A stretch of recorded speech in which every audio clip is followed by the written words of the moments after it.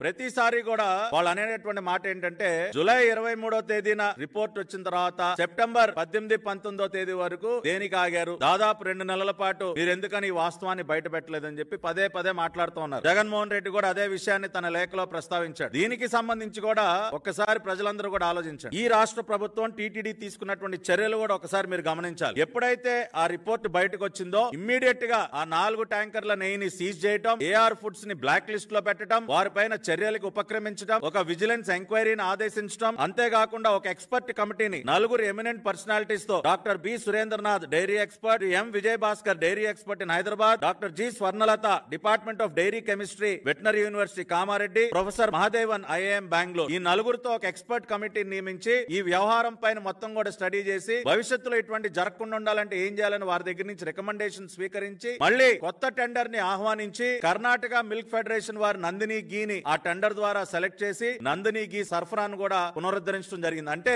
ఎప్పుడైతే ఈ రిపోర్ట్ బయటకు వచ్చిందో ప్రభుత్వం దిద్దుబాటు చర్యలు ప్రారంభించింది. దిద్దుబాటు చర్యలు ప్రారంభించడమే కాకుండా దీని వెనక బాధ్యులు ఎవరు అని కనిపెట్టడానికి విజిలెన్స్ ఎంక్వైరీని ఆదేశించింది. వైవి సుబ్బారెడ్డికి నోటీసులు ఇచ్చింది, ఏఆర్ ఫుడ్స్ కి నోటీస్ ఇచ్చింది, ఏఆర్ ఫుడ్స్ ని బ్లాక్ లిస్ట్ లో పెట్టడం జరిగింది. ఇన్ని రకాలైనటువంటి కార్యక్రమాలు చేసిన తర్వాత విజిలెన్స్ డిపార్ట్మెంట్ వాళ్ళు ప్రాథమికమైనటువంటి నివేదికని రాష్ట్ర ముఖ్యమంత్రి గారికి ఇచ్చిన తర్వాత అప్పుడు రాష్ట్ర ముఖ్యమంత్రి గారు ఒక స్టేట్మెంట్ ఇచ్చారు. అది బాధ్యత గల వ్యక్తి ఎవరైనా చేసేటటువంటి పని. అది కోట్లాది మంది భక్తుల మనోభావాలకు సంబంధించినటువంటి విషయం బయటకు వచ్చినప్పుడు చాలా క్యాజువల్ గా ఎవరు మాట్లాడరండి. మొన్న జగన్మోహన్ రెడ్డి ప్రెస్ మీట్ పెట్టి మాట్లాడాడు.